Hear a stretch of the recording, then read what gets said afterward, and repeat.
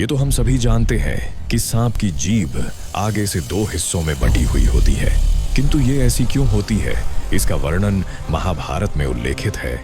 वेद व्यास रचित महाभारत में इससे संबंधित एक बहुत ही रोचक कथा है, जो इस प्रकार है। महाभारत के अनुसार महर्षि कश्यप की 13 पत्नियां थीं। इनमें से कद्रु भी एक थी। सभी नाग कद्रु की संतान थीं। महर्षि कश्यप की एक अन्य पत्नी का नाम विनता था। पक्षीराज गरुड़ध्वज विनता के ही पुत्र थे। एक बार कद्रु और विनता ने एक सफेद घोड़ा देखा। उसे देखकर कद्रु ने कहा कि इस घोड़े की पूंछ काली है, और विनता ने कहा कि घोड़े की पूंछ सफेद है। इस बात पर दोनों में शर्त लगी।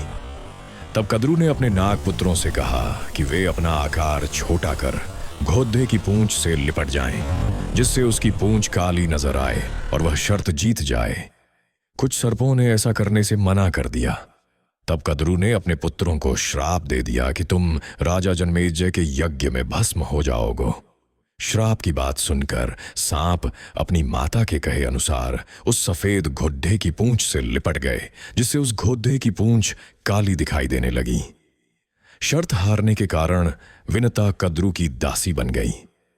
जब गरुड़ को पता चला कि उनकी मां दासी बन गई है, तो उन्होंने कद्रु और उनके सर्प पुत्रों से पूछा कि तुम्हें मैं ऐसी कौन सी वस्तु लाकर दूं जिससे कि मेरी माता तुम्हारे दासत्व से मुक्त हो जाए। तब सर्पों ने कहा कि तुम हमें स्वर्ग से अमृत लाकर दोगे तो तुम्हारी माता दासत्व से मुक्त हो जाएगी। अपने पराक्रम से गरुड़ स्वर्ग से अमृत कलश ले आए और उसे कुशा यानी एक प्रकार की धारदार घास पर रख दिया। अमृत पीने से पहले जब सर्प स्नान करने गए, तभी देवराज इंद्र अमृत कलश लेकर पुनः स्वर्ग लौट गए। यह देखकर सांपों ने उस घास को छाटना शुरू कर दिया जिस पर अमृत कलश रखा था। सर्पों को लगा कि इस स्थान पर थोड़ा अमृत का अंश अवश्य होगा, लेकिन घास नौखीली होने के कारण सभी सर्पों के जीभ के 2 टुकड़े हो गए और गरुड़ ने अपने पराक्रम से अपनी माता को दासत्व से मुक्त करा लिया।